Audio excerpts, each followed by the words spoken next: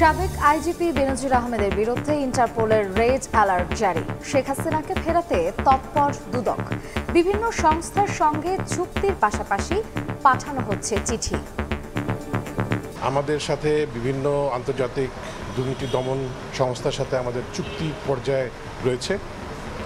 চুক্তি হয়ে গেলেই আমরা তাদের কাছ থেকে সাহায্য আশা করব ইনশাআল্লাহ। গুম, মানবাধিকার লঙ্ঘনের বিচারকে অগ্রাধিকার দিচ্ছে অন্তর্বর্তী সরকার, জানালেন আইন উপদেষ্টা। বিচারপতি মইনুল ইসলাম চৌধুরীর নেতৃত্বে একটা গুম বিষয়ক কমিশন গঠন করা হয়েছে। আমরা কিছু এক্সপার্টের সাহায্যও নিয়েছি, কিন্তু আমরা সবচেয়ে বেশি যেটা ডিপেন্ড করি সেটা হচ্ছে আপনাদের ফিডব্যাকের উপর। দেখছিলেন প্রধান শিরোনাম, রাতের সময়ের সঙ্গে আছি আমি মার্জিয়া শ্রেয়া এবং আমি কামরুজ্জামান মামুন। এবারে অন্যান্য শীর্ষ সংবাদ। আবারও সক্রিয় হচ্ছে ফ্যাসিবাদী শক্তি, মোকাবিলায় ঐক্যবদ্ধ থাকার ডাক তারেক রহমানের। ঐক্যমত্য কমিশনের 691 প্রস্তাবের 71টিতে বিএনপির আপত্তি।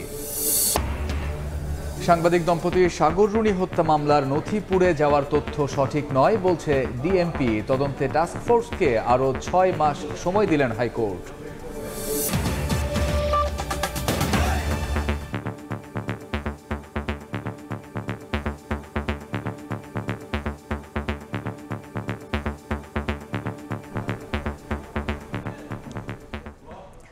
সাবেক আইজিপি বেনজির আহমেদের বিরুদ্ধে রেড অ্যালার্ট জারি করেছে ইন্টারপোল। বিকেলে এই খবর নিশ্চিত করেছে পুলিশ সদর দফতর।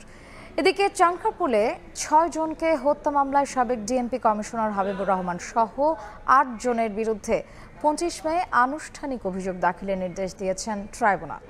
এদিন জুলাই হত্যা মামলায় পলক, দীপমণি সহ 6 জনকে কারাগারে পাঠিয়েছেন গাজীপুরের আদালত। পুলিশের সাবেক মহাপরিদর্শক, আলোচিত সমালোচিত বেনজির আহমেদ। পলাতক সাবেক প্রধানমন্ত্রী শেখ হাসিনা সরকার ক্ষমতায় থাকাকালেই তিনি অবসরে যান। এরপরই একের পর এক থলের বিড়াল বের হতে থাকে। হোটেল, রিসোর্ট সহ নিজ এলাকায় গড়েছেন সম্পদের পাহাড়। র্যাব ও পুলিশের সর্বোচ্চ ক্ষমতার চূড়ান্ত অপব্যবহার করে অপকর্মের অনন্য নজির গড়েছেন বেনজির। দেশ ত্যাগের নিষেধাজ্ঞাকে বৃদ্ধাঙ্গুলি দেখিয়ে পালিয়েছেন বিদেশে। দেশের বিচারহীনতার সংস্কৃতিতে যা আরও এক নজির সৃষ্টি করেছে। তবে 5 আগস্টের পর জুলাই অভ্যুত্থানে ক্ষমতাচ্যুত প্রধানমন্ত্রী শেখ হাসিনা সহ 12 জনের বিরুদ্ধে রেড নোটিশ জারির আবেদন করেছিল বাংলাদেশ পুলিশের ন্যাশনাল সেন্ট্রাল ব্যুরো এনসিবি। 11 জনের বিরুদ্ধে আনা হয়েছে মানবতা বিরোধী অপরাধের অভিযোগ, আর বেনজিরের নামে আনা হয়েছে আর্থিক কেলেঙ্কারির অভিযোগ। এর মধ্যে তার বিরুদ্ধে রেড নোটিশ জারি করল ইন্টারপোল। চিফ প্রসিকিউটর জানান, ভিডিও ফুটেজ দেখে যাদের সম্পৃক্ততা মিলেছে তাদেরকেই অভিযুক্ত করা হয়েছে। তাদের বিরুদ্ধে সাফিসিয়েন্ট সাক্ষ্য প্রমাণ থাকলে, যে তদন্ত সংস্থা যেটা পেয়েছে আর কি, সেটার ভিত্তিতে আমরা আনুষ্ঠানিকভাবে অভিযোগ দাখিল অর্থাৎ ফর্মাল চার্জ আমরা আদালতে দাখিল করব। সবকিছুকে সামনে রেখে তদন্ত করা হয়েছে। অধিকাংশ মামলার ক্ষেত্রেই যারা অক্সিলিয়ারি ফোর্স হিসাবে আওয়ামী লীগ, যুবলীগ, ছাত্রলীগ, হেলমেট বাহিনী যারা ছিল, অধিকাংশ ক্ষেত্রেই তাদের সম্পৃক্ততা পাওয়া যাচ্ছে। তাদেরকেও সম্পৃক্ত করে তদন্ত রিপোর্ট দাখিলের প্রক্রিয়াও চলমান আছে। চানখারপুলের স্পেসিফিক এই 6 জন বিপ্লবীকে হত্যা করার যে ঘটনা, সেটার ভিডিও চিত্রে শুধুমাত্র পুলিশ বাহিনীকেই সম্পৃক্ত পাওয়া গিয়েছে। সে কারণেই এই মামলাতে 8 জন পুলিশের বিরুদ্ধে তদন্ত রিপোর্ট দাখিল হয়েছে। শেখ হাসিনা সহ তার পরিবারের সদস্যদের দেশে ফেরাতে কার্যক্রম শুরু করেছে দুদক। এমনটাই জানিয়ে সংস্থাটির কমিশনার হাফিজ হাসান ফরিদ বলেন, দুর্নীতি মামলার পলাতক আসামিদের ফেরাতে আন্তর্জাতিক বিভিন্ন সংস্থার সঙ্গে চুক্তির পাশাপাশি পাঠানো হচ্ছে চিঠি। একই সঙ্গে টিউলিপ সিদ্দিককে বাংলাদেশি নাগরিক হিসেবেই বিচারের মুখোমুখি করা হবে বলেও জানান তিনি। পতিত সরকারের প্রধানমন্ত্রী শেখ হাসিনা পরিবারের বিরুদ্ধে প্রতিদিনই নিত্য নতুন দুর্নীতির নানা অভিযোগ জমা হচ্ছে দুদকে। ইতোমধ্যে পূর্বাঞ্চলে প্লট জালিয়াতির ঘটনায় 6 মামলার চার্জশিট দাখিলের পর আদালত শেখ হাসিনা সহ পরিবারের সদস্যদের বিরুদ্ধে গ্রেফতারি পরোয়ানা জারি করেছেন। আদালতের আদেশের আলোকে আসামিদের কিভাবে ফেরাবে দুদক, এমন প্রশ্নে সংস্থাটির কমিশনার জানান, পলাতকদের দেশে ফেরাতে আন্তর্জাতিক বিভিন্ন সংস্থার সঙ্গে চুক্তিসহ নানা পদক্ষেপ গ্রহণ করা হয়েছে। বাংলাদেশ সরকারের পক্ষ থেকে অনুরোধ জানানো হয়েছে যে অভিযুক্ত ব্যক্তিদের ফেরত পাঠানোর জন্য। এছাড়া আমাদের সাথে বিভিন্ন আন্তর্জাতিক দুর্নীতি দমন সংস্থার সাথে আমাদের চুক্তি পর্যায়ে রয়েছে। চুক্তি হয়ে গেলেই আমরা তাদের কাছ থেকে সাহায্য আশা করবো ইনশাআল্লাহ। এদিকে দুর্নীতির মামলার আসামি টিউলিপ সিদ্দিক নিজেকে ব্রিটেনের নাগরিক দাবি করলেও দুদক বলছে বাংলাদেশের নাগরিক হিসাবেই বিচারের মুখোমুখি করা হবে তাকে আমরা এখানে বিদেশি নাগরিক হিসেবে আমরা কনসিডার করে নিই। সো এখন যখন মামলা হয়ে গেল, এখন তো সে বিদেশি নাগরিক, যেহেতু আমাদের জানা হলো সে বাইরে অবস্থান করছে, সেজন্য আমাদের সরকারের পক্ষ থেকে অবশ্যই উদ্যোগ নেওয়া হবে যাতে তাকে ফেরত এনে এখানে বিচার কার্য করা যায়।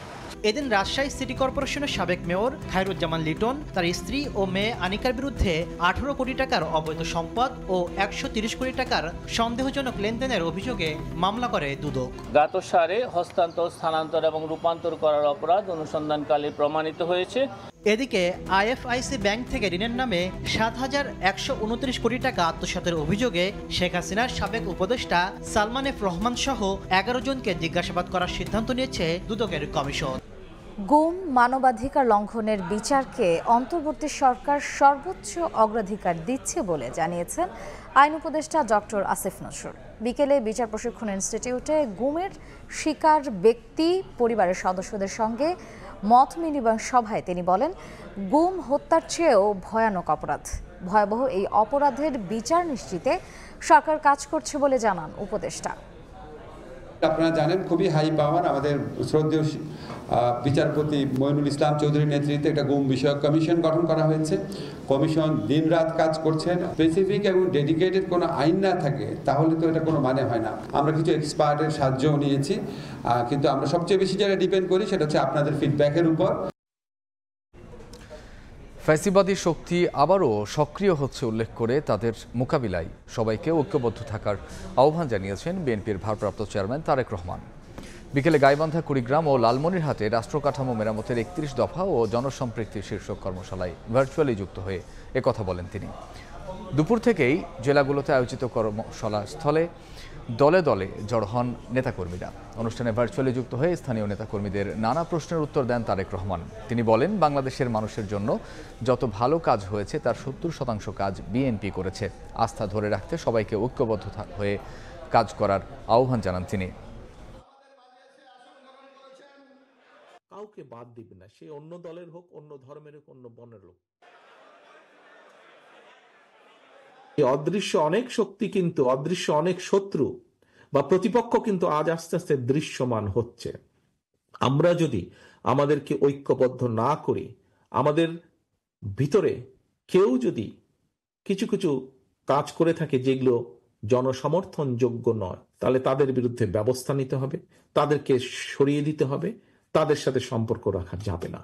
আমরা যদি এই কাজগুলো না করি, আমরা যদি নিজেরা ঐক্যবদ্ধ না হই, আমরা তাহলে আমাদের 31 দফা বাস্তবায়ন করতে হয় পারবো না।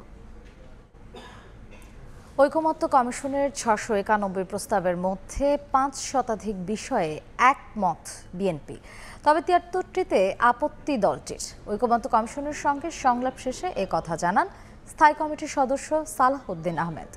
বলেন, সংস্কার কোনো তাড়াহুড়োর বিষয় নয়, সবকিছু আইনানুগ ও সাংবিধানিকভাবে হতে হবে। ঐকমত্য কমিশনের সহ সভাপতি আলী রিয়াজ জানান, রাজনৈতিক দলগুলোর ভিন্ন মত নিয়ে সংশ্লিষ্ট কমিশনের সঙ্গে আলোচনা শেষে মে মাসে শুরু হবে দ্বিতীয় দফার বৈঠক। 5 কমিশনের দেওয়া সংস্কার প্রস্তাবনা নিয়ে মতামত জানাতে তৃতীয় দিনের মতো জাতীয় ঐকমত্য কমিশনে বিএনপি। মঙ্গলবার বেলা 11টায় জাতীয় সংসদের এলডি হলে আসেন স্থায়ী কমিটির সদস্য সালাহউদ্দিন আহমেদের নেতৃত্বে 4 সদস্যের প্রতিনিধি দল। ঐকমত্য কমিশনের পক্ষে আলোচনায় অংশ নেন সহসভাপতি অধ্যাপক আলী রিয়াজ, বদিউল আলম মজুমদার, সফরাজ হোসেন সহ অন্যান্যরা। বৈঠকের শুরুতে আলী রিয়াজ বলেন, রাজনৈতিক দলগুলোর ভিন্ন মত নিয়ে সংশ্লিষ্ট কমিশনের সঙ্গে বৈঠক শেষে মে মাসের মাঝামাঝিতে শুরু হবে দ্বিতীয় দফার আলোচনা। ক্ষেত্র বিশেষে বাংলাদেশ জাতীয়তাবাদী দলের পক্ষ থেকে যেটা বলা হয়েছে, অনেকগুলোর ক্ষেত্রে তারা নীতি নির্ধারকদের কাছে যাবেন, আলোচনা করবেন এবং পরবর্তী সময় আমাদেরকে জানাবেন। নিঃসন্দেহে একটি ঐতিহাসিক মুহূর্তে আমরা উপস্থিত এবং এই সমস্ত সুপারিশের ব্যাপারে চূড়ান্ত সিদ্ধান্ত বা কোনো সিদ্ধান্ত কেবলমাত্র এই টেবিল থেকে হতে পারবে না, কেন সংশ্লিষ্ট দলগুলোর ক্ষেত্রে তাদের নীতি নির্ধারকরা নিঃসন্দেহে অংশগ্রহণ করবেন। এ সময় সালাউদ্দিন আহমেদ বলেন, সংস্কার হতে হবে আইনানুগ ও সাংবিধানিক। এটা রাষ্ট্রের বিষয়, এটা রিপাবলিকের বিষয়, এটা সংবিধানের বিষয়, তাড়াহুড়োর কোনো বিষয় নয়। এদিন সন্ধ্যায় আলোচনা শেষে সালাহুদ্দিন আহমেদ জানান ৫ সংস্কার কমিশনের প্রস্তাবনায় ৫ শতাধিক বিষয়ে একমত বিএনপি। আপত্তি রয়েছে ৭৩টিতে। ঐকমত্যের মধ্য দিয়ে জুলাই চার্টার প্রণয়নের পরামর্শ দেন তিনি। বিএনপি হচ্ছে সংস্কারের প্রথম প্রস্তাবক। এই সরকার গঠিত হওয়ার আরও ১.৫ বছর আগেই আমরা বিএনপির পক্ষ থেকে ৩১ দফা যে প্রণয়ন করেছি, তার মধ্যে মুদ্রা কথায় মূল কথাগুলো, প্রিন্সিপালগুলো লেট ডাউন করা আছে। এখন সংস্কার কমিশনগুলো গঠিত হয়েছে এই সরকার আসার পরে, সেটা আমাদের কাজটা একটু এগিয়ে থাকলো এবং এই সংস্কার কমিশনের মধ্য দিয়ে যে সমস্ত রিপোর্টে জাতীয় ঐক্যমত্য সৃষ্টি হবে, সেগুলো আমরা অবশ্যই যারাই সরকারে যায় তারা পালন করতে বাধ্য থাকবে যদি চার্টার সই হয়। এর আগে ১৭ ও ২০ এপ্রিলও ঐকমত্য কমিশনের সঙ্গে বৈঠক করে বিএনপি। করা দরকার জেলা। হাসান ওয়ালি, সময় সংবাদ, ঢাকা। আন্তর্জাতিক শ্রমিক দিবস উপলক্ষে আগামী ১ মে শ্রমিক সমাবেশ করবে বিএনপি। নয়াপল্টনে দলের কেন্দ্রীয় কার্যালয়ের সামনে এ সমাবেশ অনুষ্ঠিত হবে বলে জানিয়েছে দলটির নেতারা। বিকেলে গুলশানে দলের চেয়ারপারসনের কার্যালয়ে যৌথ সভা শেষে সংবাদ সম্মেলনে বিএনপির স্থায়ী কমিটির সদস্য নজরুল ইসলাম খান জানান, সমাবেশে ভারপ্রাপ্ত চেয়ারম্যান তারেক রহমান প্রধান অতিথি হিসেবে ভার্চুয়ালি বক্তব্য রাখবেন। যৌথ সভায় সভাপতিত্ব করবেন বিএনপি মহাসচিব মির্জা ফখরুল ইসলাম আলমগীর। এতে অংশ নেন দলের মহানগর সহ বিভিন্ন অঙ্গ সংগঠনের নেতারা।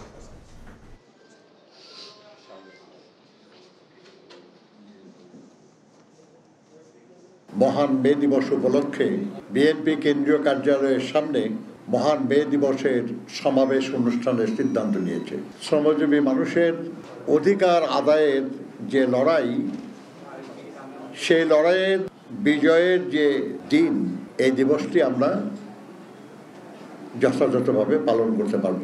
বাংলাদেশে শ্রমজীবী মানুষ খুব শান্তিতে নাই, কারণ আমাদের দেশে আজও আমরা শ্রমজীবী মানুষের জন্য জাতীয় ন্যূনতম মজুরি আমরা আদায় করতে পারি নাই।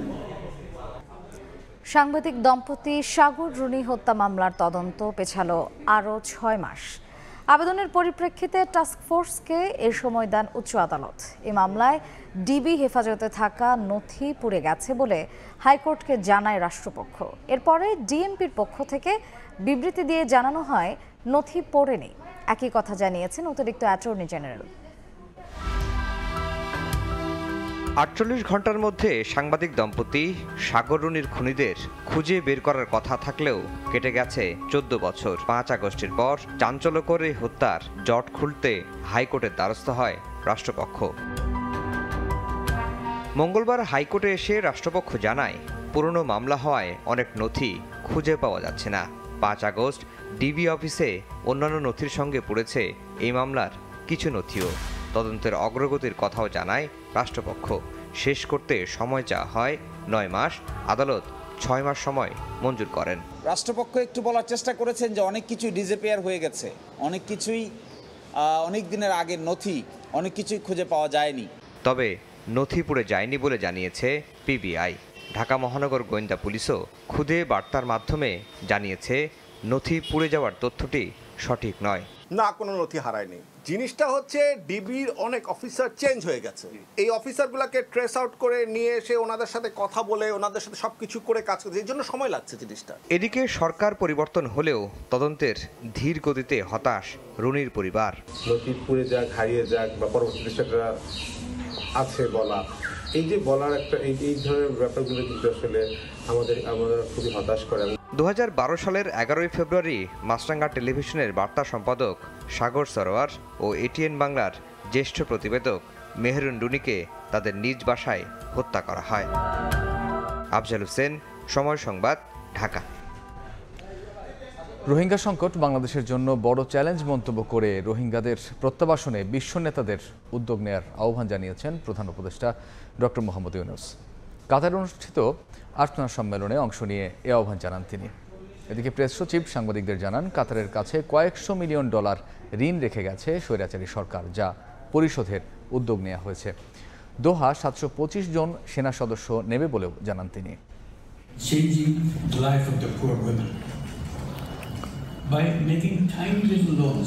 জলবায়ু পরিবর্তনের বিরূপ প্রভাব মোকাবিলার উপায় খুঁজতে কাতারে আর্টনা সম্মেলন। মঙ্গলবার স্থানীয় সময় সকালে সম্মেলনের উদ্বোধনী সেশনে বক্তব্য রাখেন প্রধান উপদেষ্টা ডক্টর মোহাম্মদ ইউনূস। লিখিত বক্তব্যে ডক্টর ইউনুস বলেন, সহনশীল বিশ্ব নির্মাণের স্বপ্নের মধ্যেই দ্রুত গতিতে পরিবর্তন হচ্ছে জলবায়ু। ভূ রাজনৈতিক উত্তেজনা আরও গভীর হচ্ছে, বাড়ছে মানবিক সংকট। রোহিঙ্গা প্রসঙ্গ তুলে তিনি বলেন, 12 লাখেরও বেশি রোহিঙ্গাকে আশ্রয় দেয় বাংলাদেশকে অর্থনৈতিক ও পরিবেশগত চাপ সইতে হচ্ছে। তাদের প্রত্যাবাসনে বিশ্ব নেতাদের উদ্যোগ নেওয়ার আহ্বান জানান তিনি। নির্যাতিত ফিলিস্তিনিদের কথা তুলে ধরে বলেন, মানবাধিকার লঙ্ঘন করে বিশ্ব উন্নয়ন সম্ভব নয়। ফিলিস্তিন কেবল একটি আঞ্চলিক নয়, এটি গোটা মানব জাতির জন্য উদ্বেগের। ডক্টর ইউনুস বলেন, সমস্যায় জর্জরিত পৃথিবী ভবিষ্যৎ প্রজন্মের জন্য জ্ঞান ও উদ্ভাবনী শক্তি কাজে লাগিয়ে সবুজ, টেকসই ও সহনশীল করতে হবে। জুলাই অভ্যুত্থানের বীরত্বগাথা তুলে ধরে বলেন, তরুণরাই বাংলাদেশের প্রাণ, ইতিবাচক পরিবর্তনের চালিকা শক্তি। মূল ইভেন্টের বাইরে কাতারের ঊর্ধ্বতন কর্মকর্তা ও মন্ত্রীদের সঙ্গে সাইডলাইন বৈঠক করেছেন প্রধান উপদেষ্টা।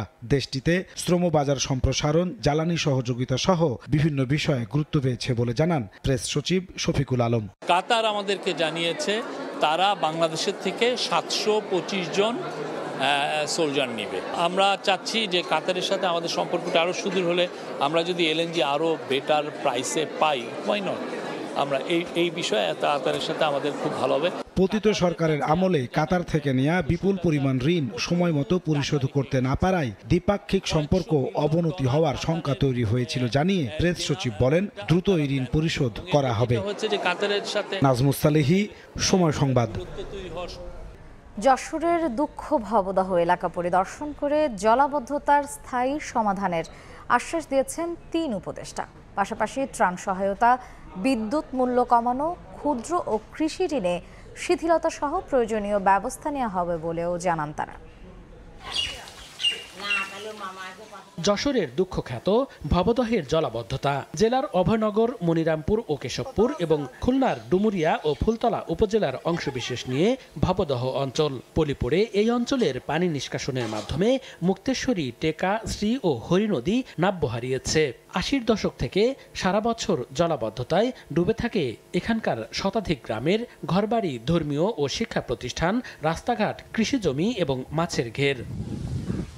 বিগত 4 দশকে ভবদহ অঞ্চলের জলাবদ্ধতা নিরসনে প্রায় 650 কোটি টাকার প্রকল্প বাস্তবায়ন করা হলেও স্থায়ী সমাধান হয়নি। তাই বছরের পর বছর ভোগান্তিতে থাকা মানুষ দীর্ঘদিন স্থায়ী সমাধানে টাইডাল রিভার ম্যানেজমেন্ট TRM চালু ও আলমডাঙ্গা খাল সংস্কারের দাবি জানিয়ে আসছে। এমন পরিস্থিতিতে প্রথমবারের মতো পানি সম্পদ, কৃষি ও দুর্যোগ এবং ত্রাণ মন্ত্রণালয়ের 3 উপদেষ্টা মঙ্গলবার দুপুরে ভবদহ এলাকা পরিদর্শন করেন। এতে আশার আলো দেখছেন স্থানীয় বাসিন্দা ও ভবদহ সংগ্রাম কমিটির নেতারা। নদী যদি বাঁচাতে হয় তাহলে TRM ছাড়া আর কোনো বিকল্প আমরা দেখি না। যে সমস্ত কৃষকের ফসল হয়নি তাদের কৃষির ক্ষতিপূরণ দেওয়া হোক, যাদের ঘর বাড়ি ক্ষতিগ্রস্ত হয়েছে তাদের পুনর্বাসনের ব্যবস্থা করা হোক। ভবদহ এলাকার বৃহৎ জনগোষ্ঠীর মতামতের ভিত্তিতে জলাবদ্ধতার স্থায়ী সমাধানে উদ্যোগ নেয়ার আশ্বাস দেন বন ও পরিবেশ উপদেষ্টা সৈয়দা রিজওয়ানা হাসান। পাশাপাশি ত্রাণ সহায়তা, বিদ্যুৎ মূল্য কমানো, ক্ষুদ্র ও কৃষি ঋণে শিথিলতা সহ প্রয়োজনীয় ব্যবস্থা নেওয়ার কথাও জানানো হয়। ভোগান্তি কমাতে আসন্ন বর্ষায় কয়েকটি নদী সেনাবাহিনীর উদ্যোগে খনন করা হবে বলেও জানান উপদেষ্টা। সকলের সাথেই কথা বলা হবে, তারপরে বিশেষজ্ঞরা যেই কথাগুলো বলবেন জনগণের মতামত নিয়ে সেই বিশেষজ্ঞদের মতামতের আলোকে আমরা চেষ্টা করব চিরস্থায়ী সমাধানের পথে অন্তত কাজটা শুরু করে দিয়ে যেতে। যশোর পানি উন্নয়ন বোর্ডের তথ্য মতে ভবদহ এলাকায় জলাবদ্ধতায় প্রত্যক্ষ ও পরোক্ষভাবে 10 লাখের বেশি মানুষ ভুক্তভোগী। সময় সংবাদ, যশোর। ঢাকা উত্তর সিটি কর্পোরেশনের মশক নিধন কার্যক্রমে যুক্ত হচ্ছে সেনাবাহিনী। মশার ওষুধ ছিটানো থেকে শুরু করে এই কাজের মনিটরিংয়ের দায়িত্ব দেওয়া হচ্ছে সুদক্ষ এই বাহিনীকে। এছাড়া উত্তর সিটির প্রতিটি ওয়ার্ডে রাখা হবে ফ্রি ডেঙ্গু পরীক্ষার ব্যবস্থা। পাশাপাশি হাসপাতালগুলোকে দেওয়া হয়েছে আলাদা ডেঙ্গু ইউনিট রাখার নির্দেশনাও। বর্ষা আসলেই বেড়ে যায় ডেঙ্গুর প্রকোপ। বিষয়টি মাথায় রেখে এবার আগে থেকেই নড়ে চড়ে বসেছে কর্তৃপক্ষ। মঙ্গলবার সকালে ঢাকা উত্তর সিটির বিভিন্ন হাসপাতালের প্রতিনিধিদের সঙ্গে মতবিনিময় সভা হয় নগর ভবনে। আলোচনা হয় ডেঙ্গু মোকাবেলায় করণীয় নানান দিক নিয়ে। উল্লেখ করা হয় নাগরিকদের স্বাস্থ্য সুরক্ষা নিশ্চিতে বদ্ধপরিকর সিটি কর্পোরেশন। মোবাইল কোড করব, নোটিশ দিব, এটা একটা পদ্ধতি। আর 2 নম্বর হচ্ছে আমাদের, আপনারা জানেন আমাদের 36টা নগর মাতৃকেন্দ্র এবং নগর স্বাস্থ্য কেন্দ্র আছে, যে সেখানে এখানে আমরা বিনামূল্যে ডেঙ্গু টেস্টের ব্যবস্থা রেখেছি। চলতি মৌসুমে এডিস মশা নিধনে ওষুধ ছিটানো থেকে শুরু করে এর ব্যবস্থাপনার দায়িত্ব সেনাবাহিনীকে দেওয়া হচ্ছে বলে জানান উত্তর সিটির প্রশাসক। এছাড়া আগাম প্রস্তুতি হিসেবে সরকারি বেসরকারি প্রতিটি হাসপাতালে আলাদা ডেঙ্গু ইউনিট রাখার নির্দেশনা দেওয়ার কথাও জানান তিনি। যেই থার্ড পার্টি দিয়ে আমরা মশা ওষুধগুলো ছিটাতাম, আমরা সিদ্ধান্ত নিয়েছি তাদেরকে দিয়ে আর এই কাজটি করাবো না। আমরা এবার আর্মিদেরকে দিয়ে, বিএমটিএফকে দিয়ে আমরা এই কাজটি করাবো। পাবলিক হেলথ নিয়ে আমরা কোনো ধরনের ত্রুটি করতে চাই না। আমাদের প্রতিটি হসপিটালে একটা ডেডিকেটেড ডেঙ্গু ইউনিট আমরা করাতে চাই। এর বাইরেও রাস্তা সংস্কারে জমে থাকা পানির কারণে যেন ডেঙ্গু সংক্রমণ না বাড়ে এই বিষয়টি মাথায় রেখে 30 মের মধ্যে সড়কের সংস্কার কাজ শেষ করার ঘোষণা দিয়েছেন এই কর্মকর্তা। রাস্তাগুলো যদি আমরা মেরামত করে দিতে পারি তাহলে ভালো হতো। আমরা অলরেডি ঘোষণা করেছি মে মাসের 30 তারিখের মধ্যে ইভেন চিপা চাপারও যত রিপেয়ারের কাজ আছে সেটা আমরা শেষ করে ফেলবো, এবং এই মাসের 30 তারিখের মধ্যে মূল রাস্তা থেকে শুরু করে ভিতরের রাস্তাগুলোরও 50% রিপেয়ারের কাজ কিন্তু আমরা শেষ করে ফেলবো। এবছর সিটি কর্পোরেশনের উদ্যোগে ঢাকা উত্তরের 54টি ওয়ার্ডে ডেঙ্গু পরীক্ষা করা যাবে বিনামূল্যে। আমি আমার ব্যক্তিগত আল আমিন তুষার, সময় সংবাদ, ঢাকা। এবার বাণিজ্যের সংবাদ।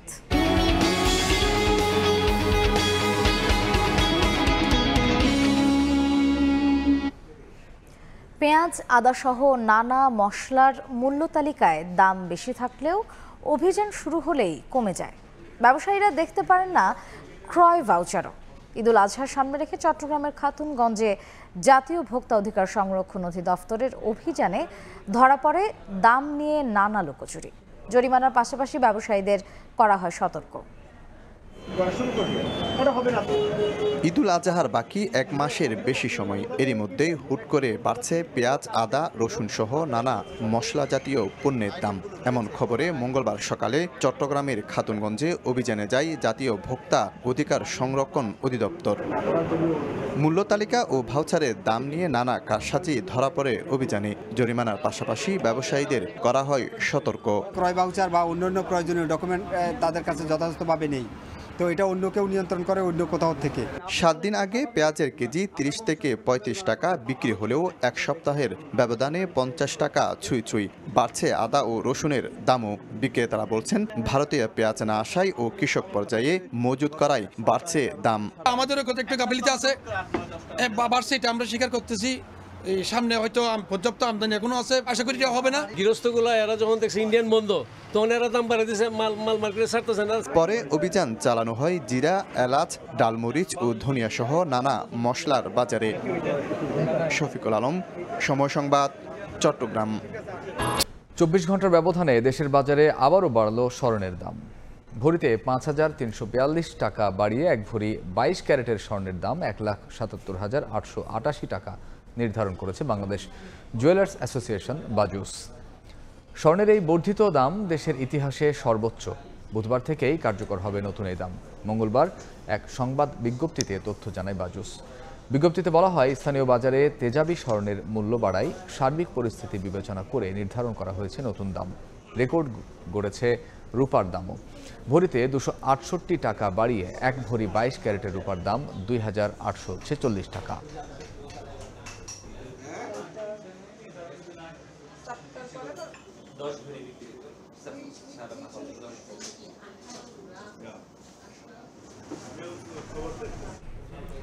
জাপানের হাত ধরে অবশেষে শুরু হচ্ছে মাতারবাড়ি গভীর সমুদ্র বন্দর নির্মাণের কাজ। 6,200 কোটি টাকা ব্যয়ে 2টি জেটির সমন্বয়ে একটি টার্মিনাল নির্মাণে দেশটির প্রতিষ্ঠানের সঙ্গে চুক্তি করেছে চট্টগ্রাম বন্দর কর্তৃপক্ষ। জাইকার অর্থায়নে 2029 সালের 31 ডিসেম্বরের মধ্যে শেষ হবে এর নির্মাণ কাজ। এটি চালু হলে বাংলাদেশ বাণিজ্যিক হাবে পরিণত হবে এবং সিঙ্গাপুর ও কলম্বো সমুদ্র বন্দরের উপর নির্ভরতা কমে আসবে। সমুদ্র বাণিজ্যের চেহারা পাল্টে দিতে কক্সবাজারের মাতারবাড়িতে গভীর সমুদ্র বন্দর নির্মাণের উদ্যোগ নেয় সরকার। প্রথম দিকে ভারত ও চীন উভয়েই এতে আগ্রহী হলে দেখা দেয় ভূ রাজনৈতিক জটিলতা। শেষ পর্যন্ত উন্মুক্ত দরপত্রে দুই দেশকে পেছনে ফেলে এগিয়ে আসে জাপান। মঙ্গলবার বন্দরের একটি টার্মিনাল নির্মাণে জাপানি প্রতিষ্ঠান পেন্টা ওশান এবং থোয়া কর্পোরেশনের সঙ্গে চুক্তি করল চট্টগ্রাম বন্দর কর্তৃপক্ষ। চুক্তি অনুযায়ী ৬,২০০ কোটি টাকা ব্যয়ে আগামী 4 বছরে 460 মিটার দীর্ঘ একটি কন্টেইনার জেটি এবং 300 মিটার দীর্ঘ আরও একটি মাল্টিপারপাস জেটি সহ টার্মিনাল নির্মাণ করা হবে। Matabari will significantly reduce the transportation lead time and cost, enhance the country's competitiveness, and attract much needed foreign direct investment to Bangladesh. 14.5 metre গভীরতার কৃত্রিম চ্যানেলের ফলে এই বন্দরে 8 থেকে 9,000 TEUS ধারণ ক্ষমতার জাহাজও সহজেই নোঙর করতে পারবে। এতে মাতারবাড়ি বন্দর বাংলাদেশকে বাণিজ্যিকভাবে পরিণত করবে বলে আশা প্রকাশ করেন নৌবাহিনী প্রধান। Once operational, the Matabari port, I think our dependence on the transshipment ports like Singapore and Colombo will substantially reduce. চুক্তি সই অনুষ্ঠানে প্রকল্পের কাজ স্বচ্ছতার সঙ্গে করা হবে বলে জানান নৌ পরিবহন উপদেষ্টা। জায়গা তারা খুব ক্লিন কাজ করে, আশা করি যে এটাও খুব ক্লিন কাজ হবে। মাতারবাড়িতে আমরা একটা শিপইয়ার্ড এবং ডকইয়ার্ড, এটা আন্তর্জাতিক মানের ইনভেস্টমেন্ট আসলে আমরা অ্যাকসেপ্ট করব। 2030 সালের শুরু থেকেই মাতারবাড়ি সমুদ্র বন্দরের বাণিজ্যিক কার্যক্রম চালু হবে বলে আশা প্রকাশ করেন নৌ পরিবহন উপদেষ্টা। এই ধরনের পোর্টের জন্য একটা আলাদা। শুভ খান, সময় সংবাদ, ঢাকা। নিখোঁজের 6 দিন পর কক্সবাজারের টেকনাফ থেকে সিলেটের 6 শ্রমিককে উদ্ধার করেছে পুলিশ। রাত 9টার দিকে টেকনাফের বাজারছড়া পাহাড় থেকে তাদের উদ্ধার করে পুলিশ। গত 15 এপ্রিল কাজের উদ্দেশ্যে সিলেটের জকিগঞ্জ থেকে কক্সবাজারের উদ্দেশ্যে বের হন পশ্চিম লোহার মহল গ্রামের 6 জন রাজমিস্ত্রি শ্রমিক। স্বজনরা জানিয়েছেন, পরদিন কক্সবাজারে পৌঁছার কথা জানালেও এরপর থেকেই তাদের মুঠোফোন নম্বর বন্ধ। গত 6 দিনেও কারো খোঁজ মেলেনি। মুঠোফোন বন্ধের বিষয়টি প্রথমে তাদের কাছে স্বাভাবিক লাগলেও টানা কয়েকদিন খোঁজ না থাকায় জিডি করতে যান জকিগঞ্জ থানায় পরিবারের সদস্যরা। বিষয়টি জানতে পেরে মোবাইলের লোকেশন ট্র্যাকিং করে 6 শ্রমিককে উদ্ধার করে পুলিশ।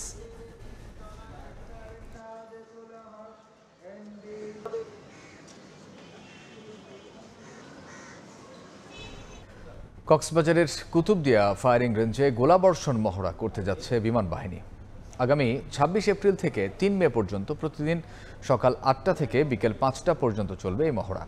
বাংলাদেশ বিমান বাহিনীর যুদ্ধ বিমান কর্তৃক কুতুবদিয়া ফায়ারিং রেঞ্জ VGD-2A তাজা গোলাবর্ষণের এই প্রশিক্ষণ মহড়া অনুষ্ঠিত হবে। ছুটির দিন সহ প্রতিদিনই এই কার্যক্রম পরিচালিত হবে বলে জানিয়েছে বিমান বাহিনী সদর দপ্তর। জননিরাপত্তার স্বার্থে সময় সব ধরনের জলযানকে ওই এলাকা পরিহার এবং বিশেষ সতর্কতা অবলম্বনের আহ্বান জানানো হয়েছে।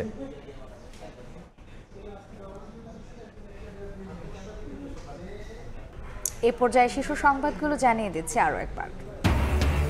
সাবেক আইজিপি বেনজিরের বিরুদ্ধে ইন্টারপোলের রেড অ্যালার্ট। শেখ হাসিনাকে ফেরাতে তৎপর দুদক। বিভিন্ন সংস্থার সঙ্গে চুক্তির পাশাপাশি পাঠানো হচ্ছে চিঠি। আবারও সক্রিয় হচ্ছে ফ্যাসিবাদী শক্তি। মোকাবিলায় ঐক্যবদ্ধ থাকার ডাক তারেক রহমানের। ঐকমত্য কমিশনের 691 প্রস্তাবের 71টিতে বিএনপির আপত্তি। এই ছিল রাতের সময়। সঙ্গে থাকুন সময়ের।